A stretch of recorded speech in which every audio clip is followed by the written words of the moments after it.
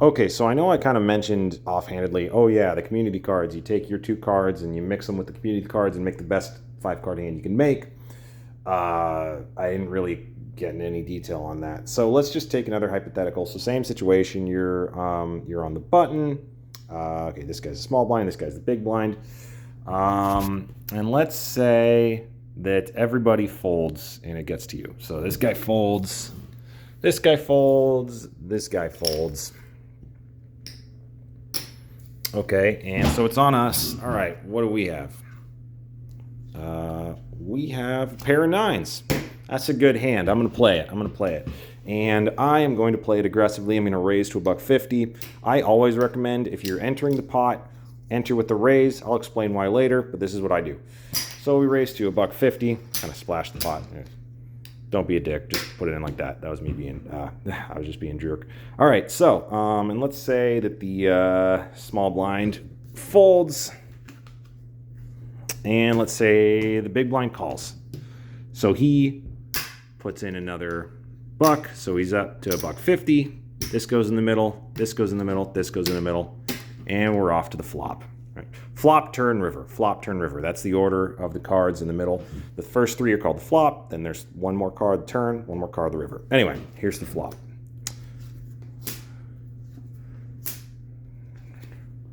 Okay. So what is our hand on this board? We've got a pair of nines. Don't turn your hand over in real life. There aren't people here, so I can do that. I'm playing with ghosts. So we have a pair of nines, and then 10, a 3, and a 6. Okay. So let's say in this situation, I decide, I could probably do a couple things here. I could either check and go to the turn, or I decide to bet small. Just strategically, those are kind of the two things I might do here. Let's say that the big blind checks and the action is me, and I decide to check. So there's this 10 out here. I don't want to get trapped in case this guy has, ace 10 or something like that, and just feed him money. So I check here. All right. This is the turn here. All right, and we got an ace out there. So now what's my hand? My hand is 9, 9, ace, 10, 6. That's my hand. Right? The 3 does not matter, right? Because I have a pair of 9s and I have an ace, a 10, and a 6. That's my hand in this situation. Okay. And let's say that the big blind checks again. I would probably check back because there's an ace and a 10 out there, right? So maybe he has 10 with a crappy kicker and he didn't want to bet right into me after I raised pre-flop. And now now the ace is rolled off and he's scared of that, but he still got me beat. I'm going to check here, right?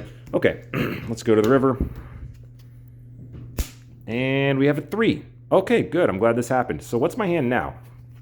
Well, my hand is a pair of 9s, a pair of 3s, and an ace, right?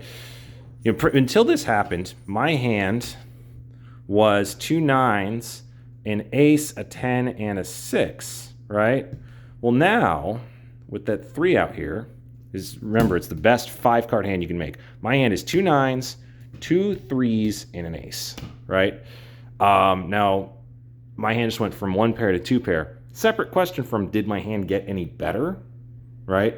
I would say, not really. It didn't really get worse, but didn't really get better. Anyways, so let's say that this guy decides to bet. Say this guy decides to bet $2.50. Okay, well then I have a choice to make. I can call, so put $2.50 in. I can fold, just give up, or I can raise, right, and put it up to, I don't know, let's say $7.50. I could do that, right? If this hand played exactly the way it played here, I would probably fold. What am I worried about? I'm worried he has a 3, and he just made 3 of a kind, right? He was very cautious until the river. At first, I'm worried he has a 10. Maybe he doesn't. And then I'm worried he has an ace. Okay, maybe he doesn't. Then a 3 rolls off, and he bets the second 3, right? So maybe I'm thinking he had like 5-3 suited, something like that. I'd probably fold here.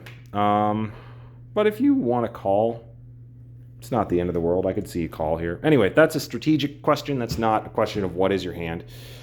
So yeah, like evaluating how good your hand is, I'll get to that in a later video. But I just wanted to explain, like, what is your hand on this board? It's always it's the best 5-card hand out of your card plus the community cards. Okay.